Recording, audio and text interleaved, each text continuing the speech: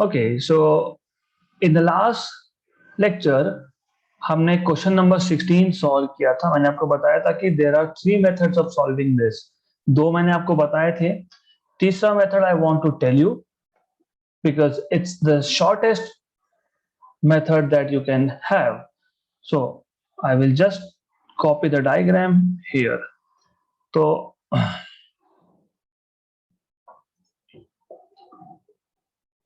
if you remember, question अगर आप पढ़ोगे और अगर आपको याद होगा कल का जो हमने क्वेश्चन सॉल्व किया था, तीन इक्वल चार्ज है plus q which are placed at the corners of an equilateral triangle of side a, what will be the force on any charge. तो हमने डिसाइड कर लिया था कि जो चार्ज एट वर्टेक्स 1 है हम वहां पे फोर्स निकालेंगे। फिर मैंने आपको बताया था force on 1 due to 2 and force on 1 due to 3 it is equal. क्यों इक्वल? क्योंकि charges involve are same and distance involve is also same. और ये आपके पास आया था k q square by a square if I am not wrong. अब in 11th standard while learning chapter 2 mathematical methods मैंने आपको बताया था कि vectors will play a very important role. तो क्यों? अगर आपको याद होगा resultant of any two vectors a and b was a square plus b square plus 2ab cos theta। और अगर आपको याद होगा अगर a वेक्टर और b वेक्टर मैग्नीट्यूड में इक्वल है तो in this case you have under root of a square plus 2a into a is a square cos of theta। तो r हमारे पास आया था under root of 2a square plus 2a square cos theta. तो 2a square आप common निकाल सकते हो 1 प्लस cos थीटा। तो आपको मिल जाएगा ये under root of 2a square sine square theta by 2 because 1 plus cos theta is sine square theta by 2, right? Correct. This is where you need to remember things. अब ये 2 1 plus cos theta ये sine square theta by 2 है या cos square theta by 2 है, ये आपको पता होना चाहिए। अगर आपको ये नहीं पता है then it is a difficult thing. So 1 plus cos theta is what? It is 2 cos square theta by 2, not sin square theta by 2. So 1 plus cos theta is 2 cos square theta by 2.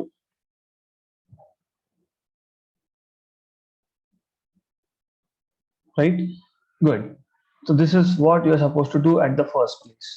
ये आ जाएगा आपका 2 into 4 root के बाहर 2, a square root के बाहर a, 2a cos theta by 2. Okay, मतलब resultant of two vectors which are equal in magnitude and they are aligned to each other at angle theta is given by this। तो यहाँ पे देखो f12 and f13 they are two equal vectors magnitude f, they are aligned to each other at an angle of 60 degree। तो ये f, तो resultant आएगा, इन दोनों का रिजल्टेंट आएगा f1 f2 का रिजल्टेंट आएगा, resultant of f12 and f13 will be 2f cos theta by 2। अगर आपको डायरेक्टली ये फॉर्मूला पता है so you can solve this।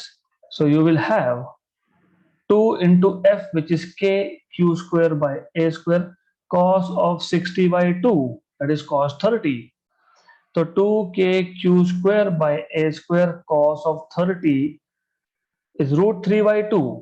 तो 2k q square by a square root 3 by 2, 2 cancel। तो root 3k q square by a square again the same answer option number D। तो आप ऐसा भी सॉल्व कर सकते थे, that is the shortest method you can use. But ये direct formula can be used only under condition when f12 and f13 are equal in magnitude. सिर्फ तब यूज कर सकते हो आप। तो these are the three methods which you can use to solve question number 16th type of question. अगला question, equal charges capital Q are placed at the four corners ABCD of square of length A। The magnitude of force on the charge at B is। तो same type का question है, सिर्फ यहाँ पे आपके पास अब instead of having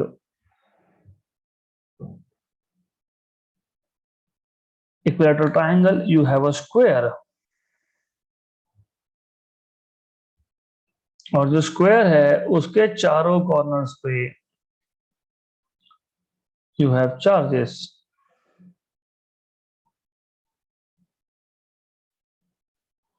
okay, तो ए, let us say this is vertex B over here, this is vertex C, this is vertex D। आपको पूछा है, you have been asked the magnitude of force on the charge at B will be। सबसे पहले सारे के सारे charges positive है, positive है, ये याद रखना, plus Q plus Q plus Q everywhere. अब बी पे जो चार्ज है उस पे ए फोर्स exert करेगा in this direction, so this is force acting on B due to A। okay, similarly B पे जो चार्ज है उस पे फोर्स exert करेगा कौन, C। तो there will be force like this, force acting on charge at B due to C, repulsive force क्योंकि सब पॉजिटिव चार्जेस है, करेक्ट। नाउ डी पे जो चार्ज है वो भी बी पे एक रिपल्सिव फोर्स एक्सर्ट करेगा which is along the diagonal, तो this is force acting at B due to charge at D. तो तीन फोर्सेस लगेंगी, राइट। मैं एक काम करूंगा, पहले हम देख लेते हैं what is force acting on B due to charge at A and charge at C, right? तो you know स्क्वायर है, ये साइड A है, ये साइड भी A है, ओके। तो you know this that force acting on B due to A and force acting on B due to C, they are equal in magnitude, direction नहीं, they are perpendicular to each other but equal in magnitude, क्योंकि force depends on charge, charge तो दोनों हर जगह पे Q Q Q, तो Q1 Q2 मतलब Q square by distance का square, distance is a square. तो मैग्नीट्यूड वाइज ये जो दो फोर्सेस है they are equal but they are at 90 degree to each other. तो ये है force acting on B due to A, ये है force acting on B due to A, और नीचे वाला था सी, ये this is C, sorry this is C, okay. Force acting on B due to C, force acting on B due to A, easy. ये दोनों vectors perpendicular है, दो vectors perpendicular होता है तो रिजल्टेंट कहां जाता है, रिजल्टेंट जाता है along diagonal, and resultant is given by what, it is given by Pythagoras theorem, so this is, let us say f dash, okay, so let f dash be the resultant of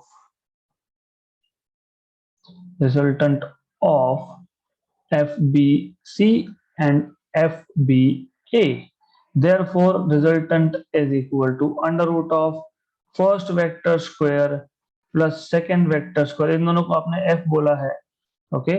तो first vector square plus second vector square plus two times of F B C F B A cos of 90, क्योंकि दोनों में angle कितना 90, cos 90 कितना 0, इसलिए हम ये term लिखते ही नहीं है, हम लिखते हैं दैट्स इट, दिस मच।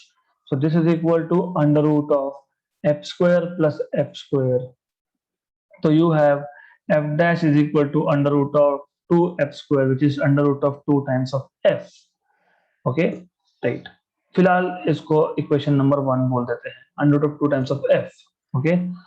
अब हमने ये तो देखा ही नहीं, what is the force on B due to D, but in any case, first of all, this is F dash, this is F dash, okay? तो ये जो है ये F dash है, all right? F dash is along diagonal. F dash is resultant of FBC and FBA. Now, force acting at B due to D is also in the same direction. So this is force acting on B due to D. Okay. Now, force acting on B due to D and F dash are in the same direction. और आपको पता है कि जो दो vectors same direction में होते हैं तो resultant is directly additions of these two vectors. Therefore, resultant vector is given by, resultant force is given by FR. It is FBD plus F dash. तो हमने क्या किया, पहले FBC और FBA का रिजल्टेंट निकाल दिया F dash. अब हमको समझ में आया, अरे FBD ये और F dash सेम डायरेक्शन में है, तो आपने पहले स्टेप में क्या किया, you have found out resultant of force acting on B due to C and force acting on B due to A which is along the diagonal that is F dash. फिर आप बोल रहे हो कि let us see what is the force on B due to D. तो force on B due to D is also in the direction of F dash, मतलब total force will be F B D plus F dash. But F B D as you know k Q1 Q2 charges same thing upon distance square. You should know this is hypotenuse. तो ये जो आएगा ये आएगा a square plus a square का root, मतलब under root of 2a. तो diagonal is under root of 2a, इसका स्क्वायर मतलब 2a स्क्वायर. तो एफ बी डी आपको मिल गया 2a स्क्वायर, मतलब k Q square bye 2a square. Okay, तो force acting on B due to D is K, charge 1 charge 2 upon distance root 2a का square, तो 2a square plus F dash is root 2 times of F, root 2 times of F, and F is ऊपर लिख के रखा है हमने F. As you can see हमने यहाँ पे F निकाल के रखा है, K Q square by A square, K Q square by A square, तो K Q square by a square. तो अब जो जो कॉमन निकालते हो कॉमन निकालो. K Q square by a square common, 1/2 plus root 2. Okay right, correct. तो this is what you will get. अब इसको फर्दर सिंप्लीफाई करो. What is K? K is 1/4 pi epsilon 0 Q square by a square. आपके पास था यहाँ पे 1/2 plus root 2, तो 1 प्लस 2 रूट 2 बाय 2, ऐसा आंसर आना चाहिए. 1 प्लस 2 रूट 2 बाय 2, यहाँ पे 2 मिसिंग है, option number C is correct. Okay, वहां पे से मिस प्रिंट है तो मिस प्रिंट आपको समझ में आनी चाहिए. This is option number C which is correct answer. This is how you are suppose to solve this particular question. तो बहुत इजी था, मैं वापस समझा देता हूं क्वेश्चन को. क्वेश्चन बहुत इजी है. 4 कॉर्नर में से एक कॉर्नर पे जो चार्ज है बी कॉर्नर पे, उस पे टोटल फोर्स कितना है. तो force on B due to C it is like this. Force on B due to A it is like this. मतलब ये दोनों परपेंडिकुलर फोर्सेस हैं. तो ये दोनों परपेंडिकुलर फोर्सेस है, तो इन दोनों परपेंडिकुलर फोर्सेस का रिजल्टेंट आपने निकाल लिया एफ डैश. फिर डी पे जो चार्ज है उसका फोर्स निकालना बाकी था, तो वो भी रिपल्सिव होगा, अवे पुश करेगा. तो ये आ गया उसका डायरेक्शन अवे पुश करने का. मतलब एफ बी डी और एफ डैश ये सेम डायरेक्शन में है, तो दोनों का एडिशन होगा. फिर तो basic mathematics, just put formulas and solve, that's it. So this is how you're supposed to solve this question. अगला question. A charge Q is placed at each of the opposite corners of a square. A charge small q is placed at each of the other two corners. If the net electrical force on capital Q is 0, then capital Q by small q is equal to, थोड़ा सा change है अब. There is a small twist in the story. So let's see what is a small twist in the story. So here, first of all, I will get rid of this. I will get rid of this. Okay, तो अब what is the twist? Let us see. अब ऐसा है, आपके पास capital Q charge जो है वो दो अपोजिट कॉर्नर्स पे है, लेट अस से B एंड D, और जो स्मॉल Q चार्ज है वो बाकी के बचे हुए दो अपोजिट कॉर्नर्स पे है, लेट अस से A and C. Good, right. Net electrical force on Q is 0, मतलब B पे total force, net force on B is 0. But you know what is net force on B? Net force on B is force on B due to C, force on B due to A, and force on B due to Q. मैं सबको directly add नहीं कर सकता हूं, तो बस आपको पता होना चाहिए कि तीन फोर्सेस है. तो now again the process is same, process same है, वापस से वही स्टोरी है. आप फाइंड करो what is force on B due to C, what is force on B due to A, right? तो वापस वही, force on B due to C and force on B due to A, these two are equal because, let us say F, because charges, देखो यहाँ पे small q, यहाँ पे capital Q, फिर ये हो गया force on B due to A, और जब force on B due to C निकालोगे तो भी चार्जेस इन्वॉल्व आर सेम. तो ये आ जाएगा K capital Q small q by distance square. सिर्फ पिछले केस में सब Q कैपिटल Q था, Q स्क्वायर बन गया था, वहां पे केस थोड़ा सिंपल था. वापस से वही चीज है, फिर वही रिपीट करना है, फिर वही बोलना है कि FBC और FBA, ये these are perpendicular to each other, hence resultant is F dash somewhere over here. So you have resultant F dash, which is under root of FBA plus FBC square and square, मतलब वापस से root two times of F आ जाएगा, और F आपके पास already है K capital Q small q by A square. ये आ गया F डैश. फिर वही, फिर आप बोलोगे कि चलो अब ऐसा है तो फिर यहाँ पे इसी डायरेक्शन में एक और फोर्स है FBD, force on B due to D, but force on B due to D is K capital Q square, क्योंकि दोनों कॉर्नर्स पे Q है, डिवाइड बाय ये डिस्टेंस है रूट टू A का स्क्वायर, मतलब 2A square. Now you will say total force on B is force on B due to D plus force on B due to A or due to C का resultant F dash. But total force on B 0 बोला है ना? Total force on capital Q is 0. आप capital Q D पे है तो D के लिए भी सॉल्व कर सकते हो. You can say FD equal to 0. सिर्फ फोर्सेस के डायरेक्शंस उल्टी तरफ जाएंगे, तो I will not do that. Okay, anyways, तो FBD is K Q square by 2A square. F dash is root 2K capital Q small q by A square equal to 0. जो जो common निकलता है निकालो. K yes by A square yes, capital Q yes, Q square नहीं capital Q. तो आपके पास पहले term में बचा Q by 2, दूसरे में बचा root 2Q.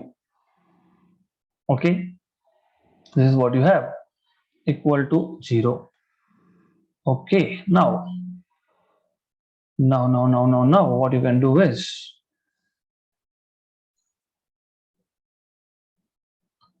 let me make some space.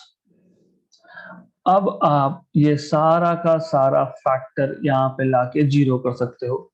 You can just do this as zero. तो आपको मिल जाएगा capital Q by two plus root two q equal to zero.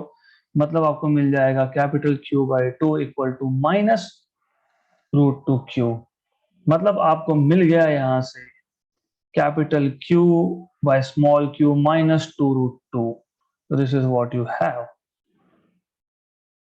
So this is what you will have. Capital Q by q equal to minus 2 root 2. ये आ गया आपका final answer.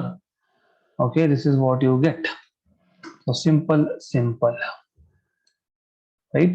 So this is what you will obtain. ऐसा option में होना ही चाहिए, होगा ही. Option number ए. अगला क्वेश्चन इज द सेम हमने जो सॉल्व किया है अभी अभी. The charge Q is placed at each of the two opposite corners of a square. A charge small q is placed at other two corners. If charges Q are fixed, then for equilibrium मतलब total force zero. Total force on Q is zero. अभी हमने देखा ना capital Q by small q कितना आया minus two root to, है ना. तो स्मॉल q आएगा, क्या आएगा minus capital Q upon two root two. Option number B खत्म. तो देखो सेम क्वेश्चन है, पूछने का तरीका अलग अलग है. They are asking you the same question in two different ways. Simple. अगला question. Two identical balls having like charges and placed at a certain distance apart repel each other with a certain force. They are brought in contact and then moved apart to a distance equal to half their initial separation. The force of repulsion between them increases 4.5 times in comparison with the initial value. Very good. The ratio of initial charges of the ball is. अच्छा question है. आपके पास दो balls है. मैं I'll do two cases here. So let's say case one.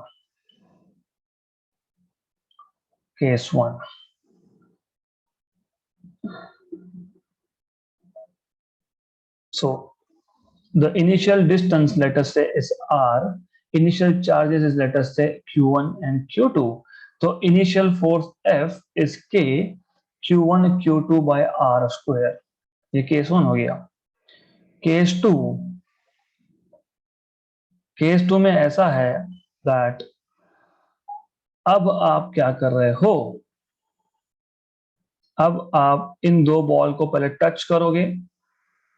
Touch करने से क्या होता है मैंने कल बताया था, मैं आपको बता देता हूँ. इनको पहले टच करोगे और टच करने के बाद उनको वापस सेपरेट करोगे और r/2 डिस्टेंस पर रख दोगे. तो this is important. After touching you are separating them again and keeping at half the initial distance. If you remember I told you, मैंने आपको बताया था कि जब आप टच करते हो तो टोटल चार्ज कितना होता है देख लेना. Total charge is q1 plus q2. फिर जब सेपरेट करते हो तो पहले बॉल के पास हाफ चार्ज, दूसरे के पास half charge. Therefore q1 dash and q2 dash will be half of the total charge. मतलब that will be q1 plus q2 by 2.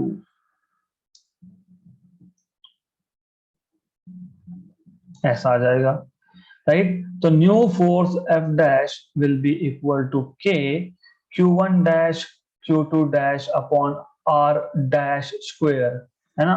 r dash क्यों बोल रहा हूँ क्योंकि डिस्टेंस भी चेंज हुआ, तो ये r dash is r by 2, right. तो ये आपको मिल जाएगा F dash equal to k q1 dash q2 dash upon r by 2 का स्क्वायर, मतलब this is 4 times.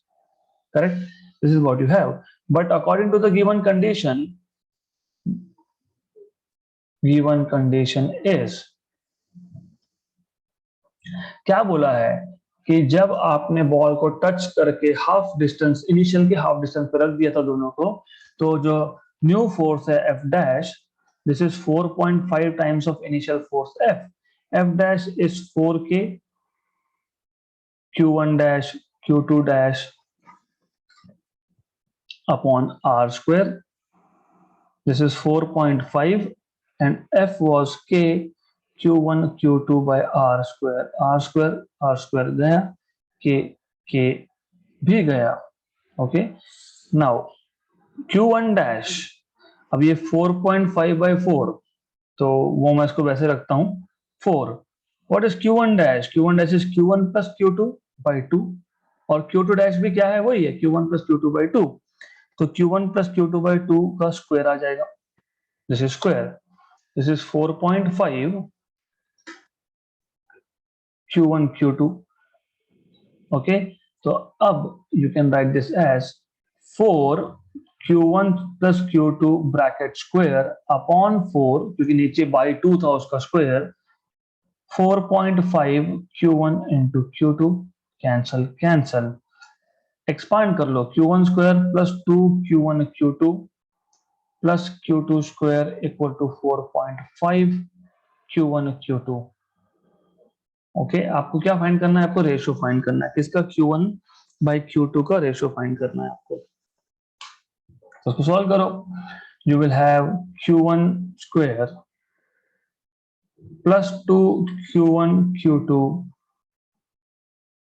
Plus q2 square minus 4.5 q1 q2 equal to 0. तो q1 minus 2.5 q1 q2 plus q2 square equal to 0. Correct? Okay, तो you have to solve this now. ये solve करना पड़ेगा. It is little lengthy, I know it is little lengthy, but क्या ही करेंगे, करना पड़ेगा. You have to do it, you must do it. तो नाउ आई होप कि आपको पता है कि सॉल्व कैसे करते हैं. जिनको नहीं पता, you have to try this kind of quadratic equations. आपको ऐसे टाइप के क्वाड्रेटिक इक्वेशंस सॉल्व करते आने ही चाहिए. अब you have to find out, you should know what are the roots of ax square plus bx plus c equal to 0. ये आपको पता होना चाहिए. तो after you solve this, you should get, in fact it is very easy to solve this, you should get ratio as 2. कैसे? Work it out, because that is what I want you to do. Work it out. Unless you work it out, difficult है. इसको solve करो, ऐसा आना चाहिए q1 by q2 equal to t, option number A. Only thing that I am keeping for you is to solve this equation. सिर्फ आपको middle term को adjust करना है. मैं हिंट भी दे देता हूं आपको, बस सॉल्व करो. Hint, adjust middle term of equation number 1. This is equation number 1, और आपको रेशियो मिल जाएगा. तो सॉल्व करो. अच्छा क्वेश्चन था, very good question. Next question. So this is the first question from part 2 of electrostatics, that is 12th standard electrostatics. in fact मैं तो इसको अभी भी 11th standard electrostatics में काउंट करूंगा, क्योंकि गॉस लॉ आप 11th standard में ही सीखते हो. so I will say कि it is still 11th standard. आप 12th standard electrostatics में एप्लीकेशन ऑफ गॉस लॉ से स्टार्ट करते हैं, लेकिन गॉस लॉ तो 11th में इंट्रोड्यूस किया था, सिर्फ एप्लीकेशन 12th में देखे थे. So electric field at x equal to 10 centimeter is 100 volt per meter, and x equal to minus 10 centimeter is minus 100 volt per meter. The magnitude of charge enclosed by the cube of side 20 centimeter is. तो ऐसा है, आपके पास x equal to 10 पे और x equal to minus 10 पे electric field है 100 और minus 100. तो उन्होंने आपसे पूछा है the magnitude of charge enclosed by the cube of side 20 centimetre is how much. तो आपको इसके लिए पहले तो पता होना चाहिए Gauss law. You should know according to Gauss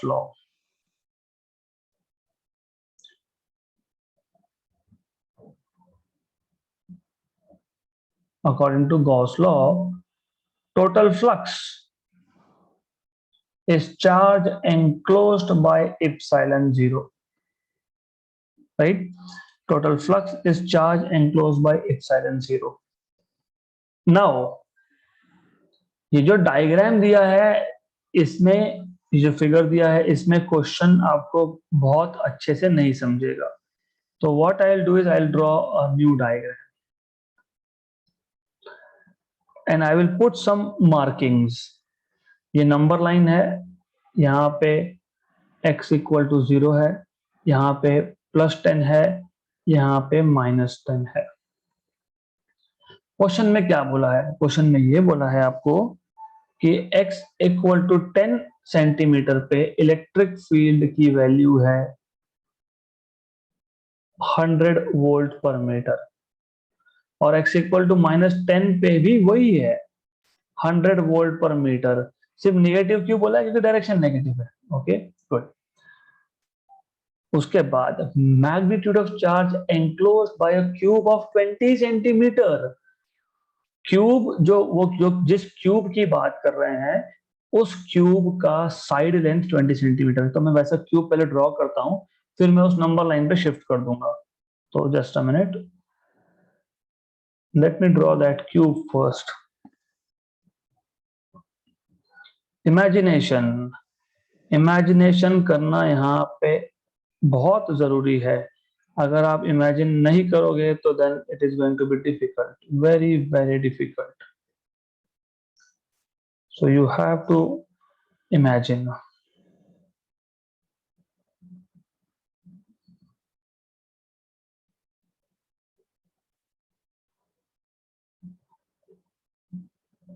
क्योंकि आंसर बहुत स्ट्रेट फॉरवर्ड है, ऑप्शन नंबर ए।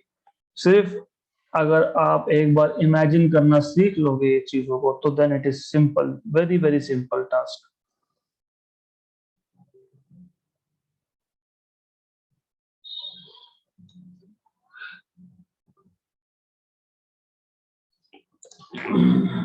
ओके तो ये हम समहाउ एक क्यूब हमने तैयार कर ही लिया।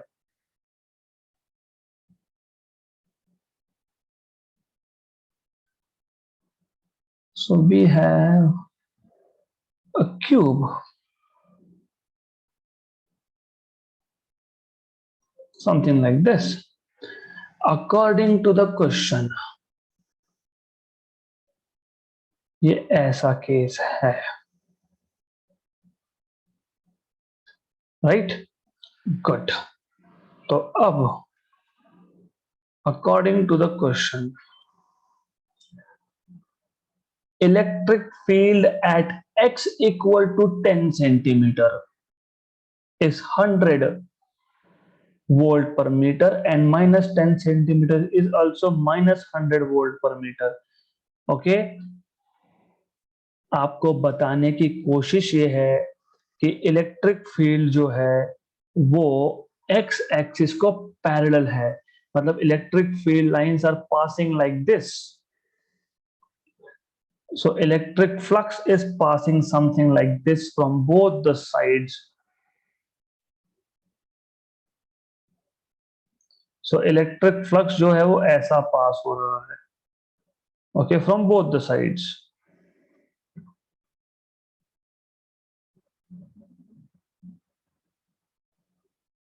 Something like this. So electric flux is passing through a side which is perpendicular to x-axis. तो ये electric flux है which is passing like this. It is passing through a area. कौन सा एरिया? ये एरिया। और कौन सा area? ये एरिया। तो इलेक्ट्रिक फील्ड एक्स एक्सिस को पैरेलल है, मतलब जो साइड आपने रखा है एक्स एक्सिस को परपेंडिकुलर, उस साइड में से इलेक्ट्रिक फील्ड बोथ डायरेक्शन से पास हो रहा है। So electric field is passing through this side A B C D and this side E F G H. So total flux क्या आएगा? टोटल फ्लक्स आएगा flux through A B C D plus flux through E F G H. This is equal to charge enclosed upon epsilon 0. Okay, but what is flux? If you remember, अगर आपको याद होगा, flux, but flux is electric field into area A. So what is flux through A, B, C, D? This is equal to electric field E into area, मतलब area is a square, क्योंकि ये जो side face है ABCD ये square है, cube का हर एक face square होता है. बट इतना ही तो फ्लक्स है ई एफ जी एच में से. क्यों ऐसा? क्योंकि दोनों साइड पे 10-10 सेंटीमीटर डिस्टेंस पे इलेक्ट्रिक फील्ड 100-100 है, तो सिमेट्रिक है मतलब. तो ओके, तो ये आपको मिल जाएगा फ्लक्स. तो यू विल से, इसको मैं काम करता हूं, I will call this as, ये दोनों फ्लक्स इक्वल है, इसको मैं बोल दूंगा फाई. तो आपको मिल जाएगा from equation number 1 and 2. So from equation 1 and 2, equation 1 में फ्लक्स एबीसीडी फ्लक्स ईएफजीएच था, मतलब phi plus phi equal to charge enclosed by epsilon 0. तो 2 phi equal to charge enclosed by epsilon 0. Correct. तो charge enclosed is equal to 2 phi epsilon 0, but phi was E into area square into epsilon 0, but E is 100, A area is 10 centimetre, centimetre को metre में convert करना पड़ेगा. 10 centimetre is 10 power minus 1 metre का square. Okay, alright, into epsilon 0. तो ये आ गया आपका 2 10 power 2, 100 is 10 power 2, 10 power minus 2, this is this. तो आपके पास आंसर आ गया 2 times of epsilon 0. Correct. Correct. मैंने तो बोला 8 टाइम्स ऑफ एप्सिलॉन 0. तो क्या गड़बड़ हो गई?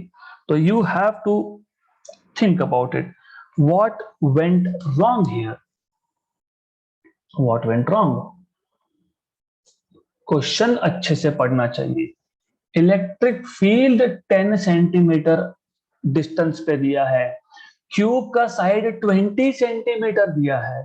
तो आपने, मतलब मैंने क्या किया, मैंने यहाँ पे एरिया निकालते वक्त 10 सेंटीमीटर डाल दिया side. Electric field from origin at 10 centimetre distance on the both side is 100. Cube का साइड लेंथ 20 है. तो ये चीज गड़बड़ होती है एग्जाम में. तो you see option number B 2 epsilon 0 है. तो you don't have to do such mistakes in exam. तो आपको क्या करना है, आपको सिर्फ इस चीज को रेक्टिफाई करना है. 20 सेंटीमीटर था, दैट्स इट. तो ये आपको आ जाएगा 2 into 100 into 2 square is 4 into 10 power minus 2 epsilon 0. 10 power plus 2 minus 2 गया, 2 into 4 is 8, 8 times of epsilon 0. This is what you will get. Option number A. मैं क्वेश्चन वापस समझा देता हूं, because this question is extremely simple question and extremely important question as well. हमारे पास ये forget about this thing, ये भूल जाओ, ये कुछ तो दिया है उन्होंने, हमको नहीं देखना है वो क्या है. We don't want to understand. I don't want to pay attention on what they are showing you. ये डायग्राम जो मैंने ड्रॉ किया, that is good. आपके पास ओरिजिन से +10 पे इलेक्ट्रिक फील्ड 100 है, ओरिजिन से -10 पे इलेक्ट्रिक फील्ड 100 है, राइट. करेक्ट. आपको पूछा है, अगर मेरे पास एक क्यूब होता जिसका 20 सेंटीमीटर साइड होता, तो 20 सेंटीमीटर, 10 हियर 10 हियर, 20 सेंटीमीटर, इसमें से इसके अंदर टोटल चार्ज कितना होगा? अगर आपके पास चार्ज की वजह से electric field 100 at 10 centimetre, 100 at -10 centimetre है, तो how much is the charge enclosed in the cube? Charge enclosed ऐसा वर्ड आया मतलब गॉस लॉ अप्लाई करना है, total flux is charge enclosed by epsilon zero, क्योंकि उन्होंने क्लियर कट बोला है कि at x equal to 10 centimetre, ऐसे बोला कि y इक्वल टू 10 सेंटीमीटर नहीं, वो आपको बता रहे हैं कि इलेक्ट्रिक फील्ड जो है वो x एक्सिस को पैरेलल है। अगर बोलते हैं y इक्वल टू 10 सेंटीमीटर मतलब इलेक्ट्रिक फील्ड ऐसा जाता, electric field would have been parallel to y axis. Okay, तो डिपेंड करता है। अब अभी मैं देखो डिपेंड करता है, if I take y axis over here, मैं ये y एक्सिस को यहाँ भी ले सकता हूँ, मैं z एक्सिस को यहाँ ले सकता हूँ, हो सकता है, डजंट मैटर। तो अगर बोला होता electric field eight y is 10 equal to 10 centimeter is electric field at y equal to 10 centimeter मतलब electric field is parallel to y axis। अगर बोला होता electric field at z equal to 10 centimeter मतलब electric field is parallel to z axis। तो पहले तो electric field parallel किसको है वो क्वेश्चन से समझना पड़ेगा। x एक्सिस को पैरेलल है मतलब yz प्लेन से क्रॉस होगा, क्योंकि ये yz, this is yz plane. Okay good, तो आपको पता है इलेक्ट्रिक फील्ड दोनों फेसेस से जाएगा, ABCD से EFGH से, ना ऊपर नीचे ना आगे पीछे, ना ऊपर से फ्लक्स पास होने वाला है ना नीचे से फ्लक्स पास होने वाला है, ना पीछे से पास होगा ना आगे से पास होगा, साइड वाइज पास होगा। तो flux is passing side wise मतलब through ABCD and through EFGH face, correct. तो but flux is electric field into area. अब ये जीरो से, दिस इज जीरो है ना, दिस इज 0 पॉइंट हियर, ये जो साइड है ये एग्जैक्टली 10 सेंटीमीटर पे है और ये भी 10 सेंटीमीटर पे है, तो बेसिकली, और ये एरिया भी ए स्क्वायर है, इसका एरिया भी ए स्क्वायर है, तो दोनों फ्लक्स तो इक्वल हो गया क्योंकि इलेक्ट्रिक फील्ड भी सेम है, तो दोनों फ्लक्स सेम हो गए। Flux through ABCD through EFGH is E into A square by definition.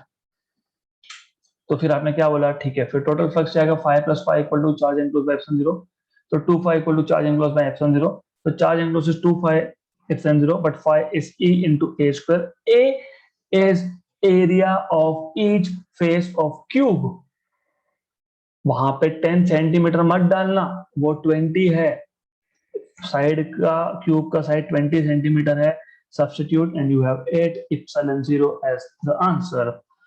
Okay, so that's it for today, we will stop at this point।